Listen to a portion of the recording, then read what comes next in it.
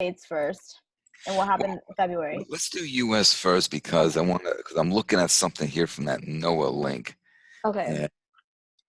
And basically, the Alaska February temperature. This is talking about the February worldwide. February 2020 worldwide was very, very warm, but for Alaska, it was 1.5 Fahrenheit to 3.3 Fahrenheit below long-term average. This ranked among the coldest one-third of the 96-year period of record for the state, was the coldest February since 1999. Then the North Slope, which is like the Prudhoe Bay, the North Slope is the coastline for the Arctic Ocean, had its coldest February in 31 years, coldest February since 84 in Utqiagvik. Jeez. Utqiagvik had 7 days in February with low temperatures as cold or colder than minus 40 Fahrenheit, the most in any February since 84 and any calendar month since January 89. Now, 89 was a very strong La Nina year. Cold temperatures across the region were a catalyst for rapid ice growth. Across the Bering Sea in February, where sea ice extent expanded to 100% of average for the month, i.e. above the median that we just discussed. And so on. So yeah, this all kind of ties in how this is really, really cold up here.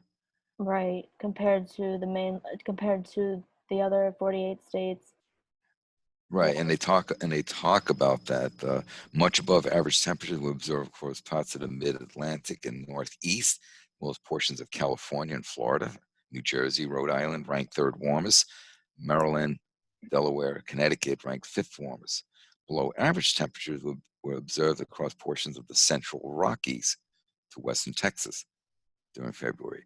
The contiguous U.S. average maximum daytime temperature during February was 47.1 Fahrenheit, 2.3 Fahrenheit above the 20th century average, ranking among the warmest one-third of the record, and much above average to record warm maximum temperatures were observed across parts of the West, Florida, Mid-Atlantic, Northeast. Below average daytime temperatures occurred from the northern Rockies to central Texas. Jeez. Did you want to look at the mean temperature departures from average and the precipitation percent of average? The February highlights, like those graphs? Right, yeah, I'm looking at those now. Okay, good. So there's so much I want to say. You basically said it beautifully, but If yeah. you look at the first graph, the mean temperature departure, Yeah. you can basically see like the northern tier from like Montana, North Dakota, and then down into like South Dakota and Nebraska was a little warmer than average. Pretty much the eastern half of the U.S. is warmer. Oh, I know. California was warmer for the most part. Central Western Washington was warmer, and then you have that northern Rockies, into like Colorado, that kind of stuff was cooler. The white indicates basically average. Okay. Pretty much. What's really interesting is then you look at the precipitation, Right. and Look at that. the precipitation, it's in percent. So I'm guessing the brown would be a percent below average, and what's that color? Turquoise? Yeah, it's like turquoise and then No, teal. That's the color. It's teal. It's teal. Okay. So the teal would be precipitation above average in percentage. So pretty much the southeast, very wet. Right. Which they have their flooding issues. They're having flooding issues. That's tied in. But look, you had mentioned this in previous discussions, but look how dry California was during February. Right. I wanted to follow up on that because according to this page, just a little bit down with the February precipitation, statewide precipitation ranks, California just had its record driest February on record. yeah. So I I mean, mean, that's very dramatic. it That is. graphic is very dramatic. Um, in comparison to the southeast, right? They're much above Oh, average. yeah. But In I fact, mean, looking yeah. at the West, generally speaking, from like say western Colorado through the Four Corners and so on, up through the Pacific Northwest, pretty much dry. Mhm. Pretty dry. In the supposed rainy season. Ooh, that's even more telling. Yeah, I don't okay. So living in California, living through its driest February on record, I mean, Los Angeles barely had any rain. I want to say it was like overnight rain, so it didn't even rain the whole day. We're finally getting the rain now in March, but it's not going to make up the deficit, I guess. But one of the telling things was Northern California, which is supposedly, they're having issues with the rain. Um, San Francisco, San Jose, Sacramento, and Oakland received no precipitation during the month of February, according to NOAA. So, Wow. I mean, living in Wow. Sacramento region like my whole life, basically before Southern California, it would That's rain. that's It pretty would rain amazing. every February. Pretty So amazing. I don't, I don't know what's going on up there. I haven't been back in a couple of years. I don't know. It's just things of like, yeah. It's so the data for California was just once again it's the driest February on record in human history.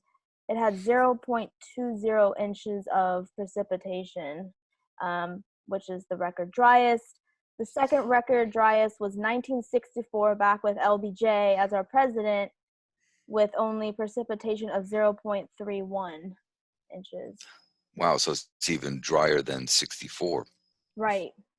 So I, yeah, we're gonna have issues in summer here for sure. I know it. Water restrictions most likely. I mean, And then that's gonna, yeah, the fires is gonna be probably bad. Probably bad fire season. right. If it's not raining in February, when will it rain? Okay, because I And, mean, and and the thing is like, people think, oh, you get a good torrential rain that will help with the water table and stuff like that. If the ground is so dry, the ground's not able to absorb that much water all at once. You're just going to get massive runoff and erosion.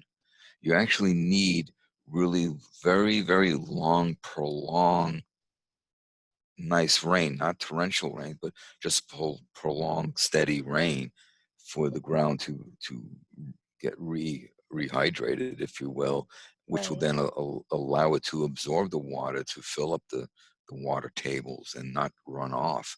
So torrential rains are not a good thing, No, and that's what we're seeing more of. When we do see these rain events, is torrential rains, and then you get the flooding and you get the runoffs, and yeah, and it doesn't help the plants. It doesn't help the water table. So it's yeah. yeah, we're in trouble long term for sure. I mean, it's just it's overwhelming again. Yeah, I wanted to talk more about the mainland too with winter. It's like the winter highlights. Oh, So of Noah, that Noah thing. yes, just an overview again of the winter season. Um, United States is like in red. Well, the winter highlights, right? Just we looked at the individual February that tells a micro story, but looking at a 3 month, the 3 months of data, I guess, and putting it together. This is average. We're not talking about the median. I'm getting sharper with that. You could see that the entire United States, besides pockets in the Southwest, interesting, but are red or on extremely red in like Michigan and Wisconsin, parts of the entire New Jersey, interestingly enough. Just yeah, I don't know. God. It's just like basically it was an above average winter, much above average for a lot of states. Not any record hottest, but much above average as a as a whole. And we see basically an average recording for like the Rockies. If you look from like central, I guess looks like Idaho down through Colorado, it Hmm. was pretty much average. But now keep in mind, because of the AO and keeping the polar air confined to the high latitudes, there was no meridional jet stream flow. So there's no cold air spilling down into lower latitudes. That helped allow for these warmer than average temperatures. Okay. There's a connection, obviously. Yeah, the connection. So just telling of what our winter was like. I mean, I know we shouldn't be making predictions, but it's hard not to. When I see this, I just wonder about summer, because if it's warm in your winter, I know things are unpredictable, but what is summer going to look like? Hellhole. Exactly. Like I know I said it, we shouldn't make predictions, we should just see what happens and then look back, but it's kind of fun. You like making a little bit of prediction. I still think 2020 is going to be like, Yeah, yeah. we're already seeing that we have 2 months in a row for the first 2 months of this year were the warmest months for those months. Exactly. With the warm, how you say that? With the January, February were the warmest on record for the planet in this year, 2020. So, and then you go back to over the last 20, 30, 40 years, there's obviously a trend taking place. Right, we're going But up. I'm looking, and I know you went through this earlier, so the Arctic Oscillation was strongly positive. Twice in February set all-time records for its highest values. That's when we're getting 6 and 7, which I've never seen before. Okay. And obviously because it's new records. Yeah. God, man. And here it is. You got the positive phase of the AO is associated with enhanced troughing of the upper air jet stream in the Arctic. Translation: it keeps the keeps the cold air up there. And then enhanced ridging in mid latitudes, again as a blocking to keep the cold air in the Arctic. This strengthens the jet stream, traps the colder temps in the Arctic, leaving warmer conditions in the south. And we just touched upon that. Okay. So just it's all connecting to the mainland, to the Arctic. Everything's connected. Everything's But this is a connected. good summary right here. These couple of bullet points right here on the December, February temperatures, kind of encapsulates, captures the essence of what's been happening. Okay. Any last? Well, if you Oh, want. I like this one here. During January, February, latter half of December, the jet stream was stronger than normal. Upper air troughs were strongest near Siberia, Alaska, and Greenland, leading to persistently cold anomalies in these regions. There you go. There you go. The ridges were strongest over Europe, East Asia, and the northeastern Pacific, allowing warmer anomalies to persist. Interesting. Does that have to do with the bipolar Arctic? Yeah, There you go. I'm going to link that right at this moment. There you go. There's the yeah. connection. It's part of that graphic that we discussed last time. That shows it right there. And then, as a result of this positive AO, winter temperatures were above average across most of the contiguous U.S., lower 48, as we say here, and much above average across the eastern U.S., West Virginia, Rhode Island. The Alaska December, February temperature was, you know, any from 0.7 F to almost 3 degrees F below long-term average. So, yeah. Wow. For the first time in 21 years, Fairbanks remained below freezing during all of climatological winter. Wow. Oh my God.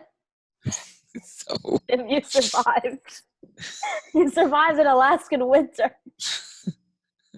Oh, shoot. this one's been pretty nasty. Yeah. Oh my God. You're like a survivor. We all are at this point in a way. Oh my gosh. But seriously, you didn't, for 3 months straight, you haven't been out of freezing temperatures. don't know how you do it. How do you do it? Oh God. Gotta have nice coats, I guess.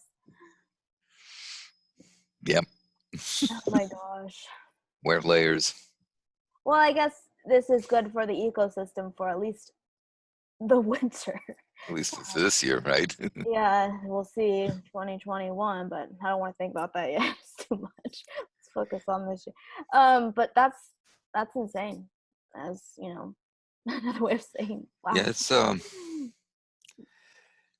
but again, it's like, because others will say, "See, this proves climate global warming." No, again, tease out the natural signal from the anthropogenic signals, and you'll see that were not for anthropogenic warming, we've been in the 55, 65 realm, Jeez. below zero realm. As it was, there were places that got down to like 55 below. They've probably been pushing 70 below. So Wow. The last thing was if you wanted to look at the winter precipitation graphic, yep, it's just the a little bit down. precipitation. I remember last year, I want to say, or the year before that, I think it was 2019. The United States recorded its, well, 2018-19 winter season. The United States recorded their wettest winter on record. I want to say way back I did a video on that, and that's why I remember. And now looking at this, it's completely different. It's more regionalized than the entire mainland. So, I mean, the record wettest February, no, the entire winter, the record wettest winter for Alabama and Georgia, Yeah, I guess. Um, and that explains the heavy flooding seen there recently once again. The Southeast is going to have some trouble. I know that in the future as we progress with rainfall and flooding. That just seems to keep hitting that region year after year. it's interesting looking at this. It's almost like the Mississippi Valley was like Right. really wet. I mean, especially east in Mississippi, although some states west of it had slightly above average. But it's just interesting around the Mississippi Valley. It's just really wet.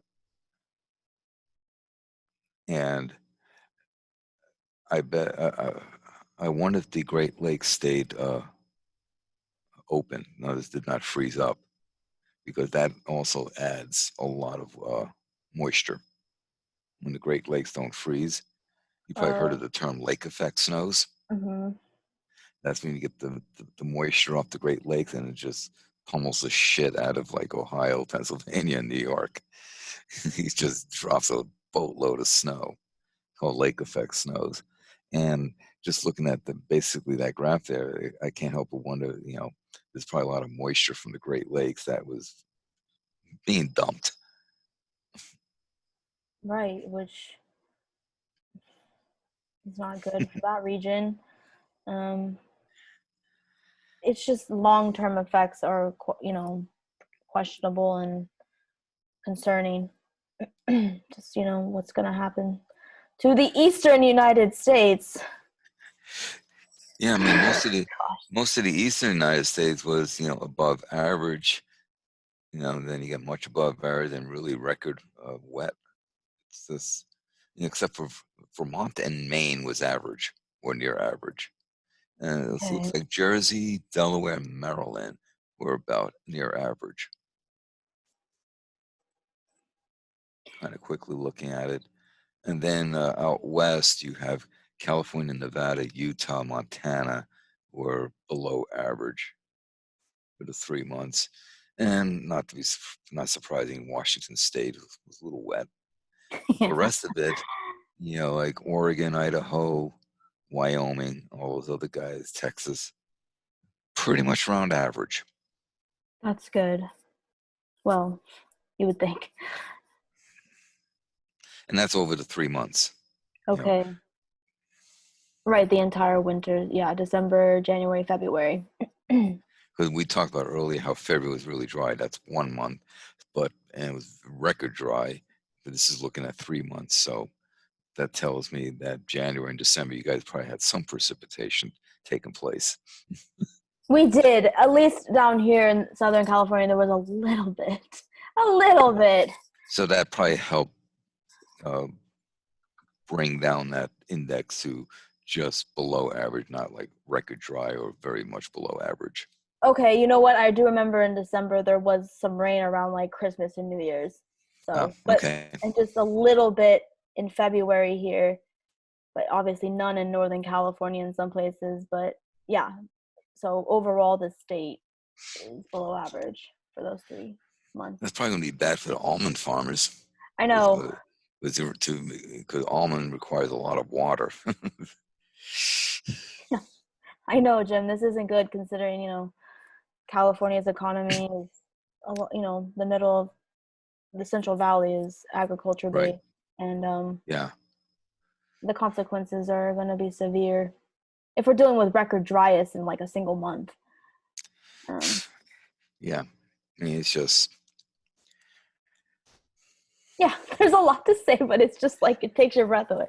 Oh my gosh. and of course, like anything else, okay, these are one-off events. Now you say, okay, then what happens over the years? Does this, is this all part of a bigger trend? This is why we go back and look at prior data, and then, as we discussed before, calculating the running average, because then you could then running average, you can see the trends.